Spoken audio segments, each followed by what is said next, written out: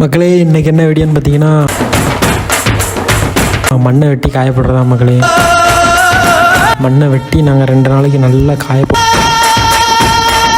போட்டுருவோம் மக்களே. பொடிசாக தட்டி நல்லா சுக்காக காயணும். சுக்காக காய்ஞ்சாதான் மண் எங்களுக்கு வந்து கரைக்கிறதுக்கு ஈஸியாக இருக்கும். மண் கழிவும் அவ்வளோ வராது மக்களே. பாருங்கள் எப்படி வெட்டி போட்டுறோன்னு. என்னோட ஒர்க் யாருக்கெல்லாம் பிடிக்குமோ அவங்கள ஒரு க்ரீன் கலர் காட்ட கமெண்ட் பண்ணுங்க.